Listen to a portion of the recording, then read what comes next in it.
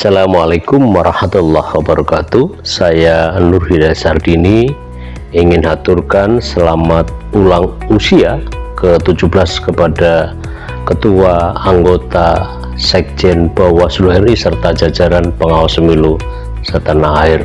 Pada 9 April 2008, itu adalah 17 tahun yang lalu, kami yang baru dilantik sebagai anggota Bawaslu RI menggelar rapat pleno, dan itu adalah rapat pleno pertama yang bersejarah tentu saja di ruang anggota KPU RI yang waktu itu telah mengundurkan diri, dan berkat budi baik Pak Ketua KPU dan Pak Sekjen, maka ruangan tersebut akhirnya kami jadikan sebagai sekretaris sementara Bawaslu RI.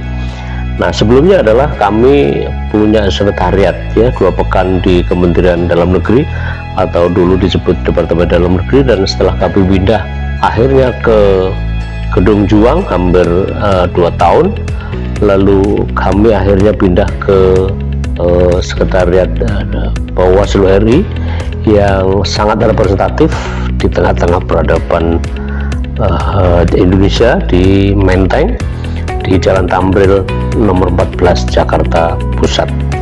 Ada 3 agenda utama pleno kami waktu itu. Tentu saja pertama adalah pemilihan Ketua Bawaslu RI, dan saya kebetulan didaulat menjadi Ketua RI pertama. Kemudian yang kedua adalah pembahasan agenda dan program yang paling mendesak, karena waktu itu misalnya kami sudah menerima sekitar 30-an permintaan untuk fit and proper test jajaran pengawas pemilu di provinsi dan kabupaten kota. Dan yang ketiga, ini yang sangat penting, penyusunan anggaran Bawaslu waktu itu.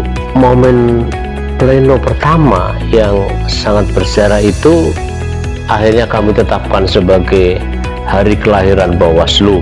Bahkan Bawaslu RI yang kini telah memasuki usia ke-17 masih melanjutkan tradisi ini yang sangat baik ini sebagai hari ulang tahun. Lembaga Bawaslu ini tidak lahir dengan sendirinya, berbeda misalnya dengan KPU yang sejak kelahirannya sudah dalam bentuknya seperti sekarang. Ini berbeda sekali dengan Bawaslu. Lembaga ini, jika tidak berlebihan, saya ingin sampaikan, lahir di tengah puing-puing kesulitan akan fungsi-fungsi pengawasan pemilu di lapangan, dari pemilu ke pemilu, dari pilkada ke pilkada. Dan pada awal-awal itulah Bawaslu masih sering secara sinikal dianggap sebagai sekedar ornamen demokrasi elektoral kita. Bahkan lembaga ini dianggap sebagai adanya sama dengan tidak adanya, al-wujuduhu nafsal ghiyab, hingga akhirnya dari wujud yang tidak jelas wujudnya tadi, berkat kerja keras ketua dan anggota Bawaslu periode pertama waktu itu yang disupport dengan sangat baik oleh jajaran sekretariat Bawaslu di setiap jenjang, maka kelembagaan Bawaslu hingga dalam formatnya seperti sekarang melalui 2 momentum. Pertama adalah uji materi ke MK sehingga menjadikan Bawaslu dalam formatnya menjadi mandiri, lepas dari bayang-bayang KPU. Dan pada saat bersamaan yang kedua, perjuangan yang hadir pada waktu itu di panitia kerja revisi undang-undang dari Undang-Undang 22 tahun 2007 menjadi Undang-Undang nomor 15 tahun 2011, hingga bahkan kemudian makin diperkuat melalui Undang-Undang nomor 7 tahun 2017, tapi sebelumnya adalah melalui Undang-Undang nomor 1 tahun 2015. Banyak hal yang sesungguhnya telah dilakukan oleh jajaran Bawaslu, namun sayang tidak banyak yang diberitakan, disampaikan kepada publik, hanya tidak diketahui oleh publik.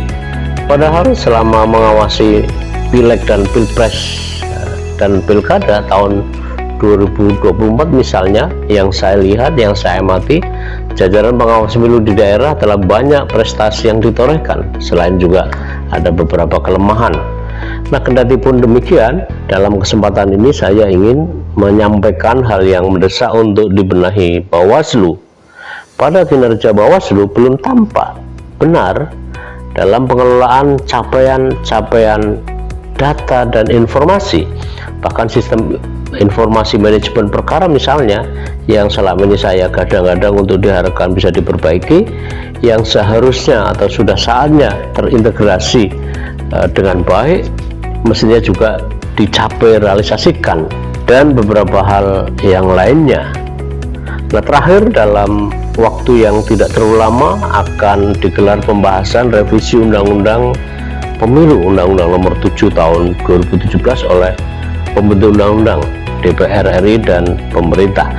Inilah saat yang tepat untuk Bawaslu mempersiapkan diri, karena berbeda dengan KPU misalnya, Bawaslu seperti yang tadi saya sampaikan selalu muncul pembahasan yang biasanya mempertanyakan kinerja Bawaslu. Saran saya, Bawaslu RI harus proaktif untuk menjelaskan kepada khalayak ramai, baiklah itu misalnya partai politik, peserta pemilu, pemantau pemilu, para pemangku kepentingan pemilu lainnya, untuk sama-sama memberi dan menerima masukan, dan bahwa Bawaslu banyak yang telah dilakukan. Semoga saran ini memberi manfaat bagi Bawaslu. Jangan lupa agenda mendesak adalah pembahasan Undang-Undang Pemilu. Saya berharap Bawaslu misalnya banyak mendengarkan masukan dari mantan-mantan yang selama ini masih concern untuk melihat pekerjaan-pekerjaan pengawasan pemilu, dan mudah-mudahan ini memperkaya pembahasan Bawaslu terkait dengan kedudukan tugas, wewenang dan kewajiban Bawaslu dalam pembahasan Undang-Undang Pemilu kelak.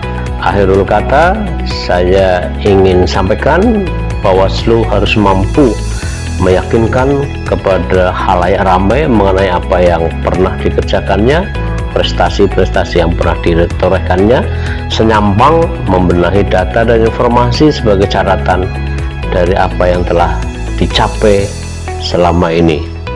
Sekali lagi, selamat ulang usia ke-17 buat ketua, anggota, dan sekjen Bawaslu RI serta jajaran Bawaslu setanah air. Hanya kepada Allah kita berserah diri. Assalamualaikum warahmatullahi wabarakatuh.